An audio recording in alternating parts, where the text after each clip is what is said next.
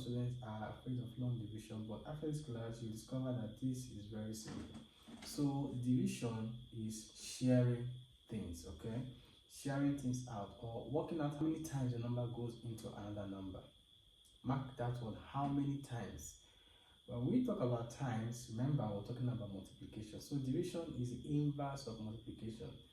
To understand division very well, you need to understand your times table. Remember the worksheet I gave when we talked about multiplication. That worksheet is still going to be very, very important. We can use that worksheet to divide any two numbers, no matter how many digits long those numbers are. So why don't we dive in and let me show this to you. In this division class, we are not going to be counting. Okay, so remember the traditional way for grade school children.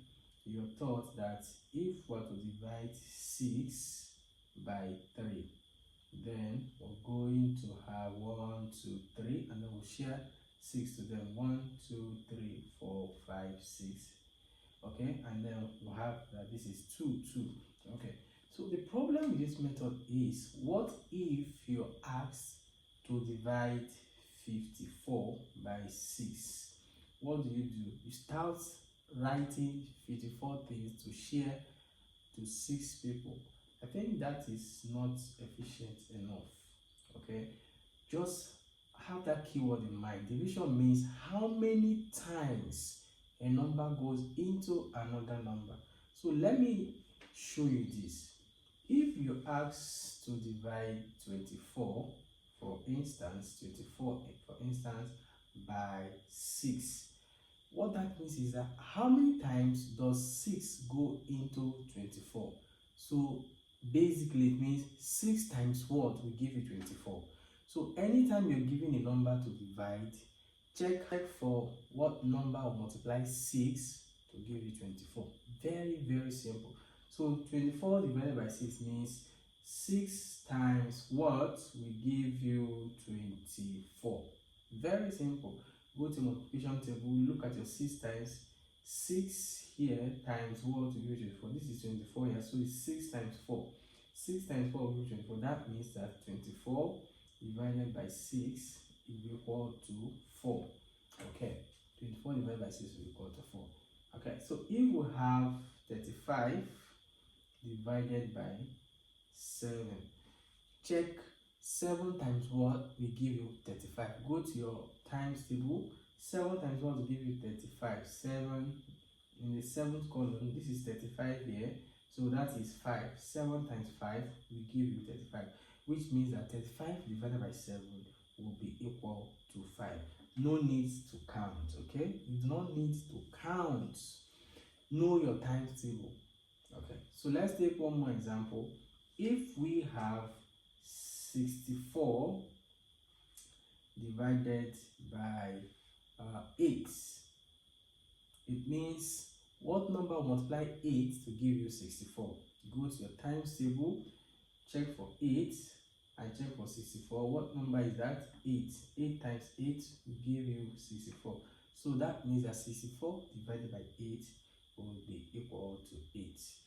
So we can use multiplication to get the answers to our division problem. Okay, so quickly we're going to take more serious examples. So in this example, we're going to look at 3052 divided by 4. 3052 divided by 4. We're going to use long division method. So long division method, we're going to write 3052 here and write 4 here. Okay, so 4 is not able to divide the first digit, which is 3, so we're going to pick 2 digits at a time. So we'll have 30. All right, so 30 divided by 4. 30 divided by 4. That means what number will multiply 4 to give us 30? Okay, so certain times we might not get a number that will give us exactly the number, which means there might be a remainder. So let's take note of that. If we don't have a number that will exactly multiply to give us 30, then we look for a number that is very close to 30 but not bigger than 30. So let's look at it. 4 times 4 gives us 30. You can see that 4 times 7 is 28, but 4 times 8 is 32. So the closest number to 30 but not bigger than 30 is 28, which means 4 times 7 is 28. So if 30 divided by 4, we get 7. Okay, so here we have that 4 times 7 is 28, which is very close because the next number is 32, which is bigger. We can't use 8. Okay, so since 4 times 7 gives you 28, it means that 30 divided by 4 is 7. And 7 times 4, which we already know, is 28. And if we subtract 0 minus 8, it's not possible. Borrow 1, 10. 10 minus 8 is 2. So this is that remainder 2 there, because 4 times 7 is 28 instead of 30. So the remainder there is 2. Alright, so we bring down the next digit. The next digit here is 5. We bring down 5, which will give us 25. So 25 divided by 4. 25 divided by 4. Do you remember? 4 times what will give us 25? Let's go to the times table. Trace 4. We have 4 times 5 as 20. 4 times 6, 24. Remember, we're looking at 25. So 4 times 7 gives us 28. 28 is bigger, so we fall back to 24, and that is 4 times 6. So 4 times 6 here will give us 24. So which means if 25 is divided by 4, we get 6.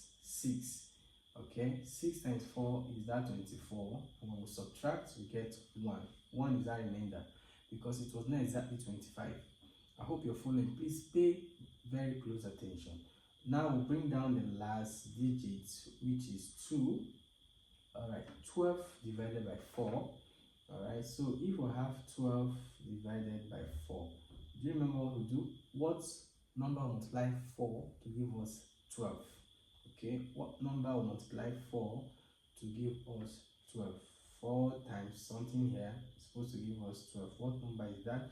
Let's go to our multiplication table. We have 4 here, and then that's 12. So that is 4 times 3 will give us 12. So the number here is supposed to be 3, which means if 12 is divided by 4, we get 3. We are there. So 3 times 4 will give us 12, and then when we subtract, we have 0.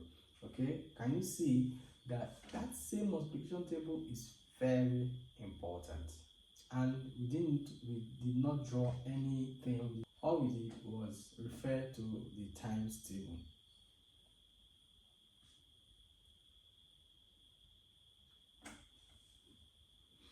Alright, in our next example, we are going to look at this example. Here we have 8, 7, 8, 5 divided by 7. So we will draw, this is 8, 5, 8, 7 divided by 7. Okay, so we start division from the left. The first digit on the left is 8. 8 divided by 7. Do you remember that? 7 times what will give us 8? We know that 7 times 1 is 7. 7 times 2 gives us 14, which is bigger than 8. So it means that 7 times 1 is what we're going to be looking at. 1 is the number. And 1 times 7 will give us 7. 8 minus 7 is 1. So there's a remainder if 8 is divided by 7. Keep 1, remainder 1, and that's that 1. Okay, we'll bring down the next digit, which is 5. So 15 divided by 7, how do we get 15 divided by 7? We look for what number will multiply 7 to give us 15. From our times table, 7 times 1 is 7. If we multiply 7 by 2, we get 14, which is very close to 15. Once we add another 7, that's 7 times 3, we get 21, which is bigger than 15. So it means we're using 7 times 2, and then 7 times 2 is 14. So If 7 times 2 is 14, means that 15 divided by 7 is 2. The reason is that 7 times 2 is 14, very close to 15. There is going to be a remainder. Remember that is going to be a remainder. Okay, so write to 2 here. Write to 2. 2 times 7 is 14, and then 15 minus 14 is 1, which is the remainder that we're already aware of. Okay, we'll bring down the next number, which is 8. We'll have 18. 18 divided by 7. Here, we're looking for what number we're going to multiply with 7 to give us 18. Once again, 7 times 2 is 14. 7 times 3 is 21, which is still bigger than 18. So we're still going to use 2. Okay, so 18 divided by 7 is 2. The reason is that 7 times 2 is 14, which is very close to 18. 7 times 3 is bigger.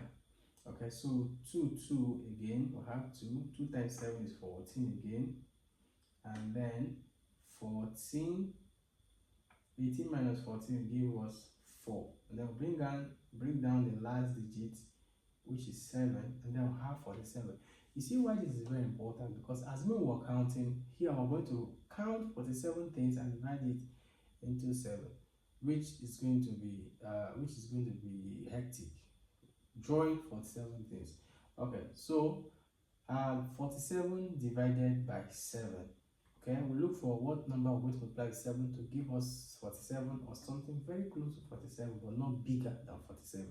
So here we have 7 times 6 is 42.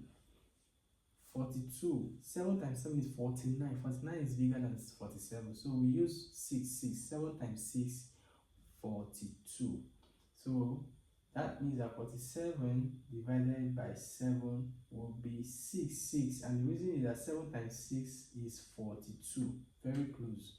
So we're going to have to write 6 here. 6 times 7 is 42. And then we'll subtract 7 minus 2 is 5. Okay, so it means that if 8587 is divided by 7, then we're going to have 1, 2, 2, 6, and a remainder of 5. Okay, I think this class is getting very long, so if you don't understand, you can send me a comment. I will solve more problems. Okay, we're going to solve some problems from past questions, and we're going to use, you can see how simple this method is. We don't need to count, you don't need to waste your time.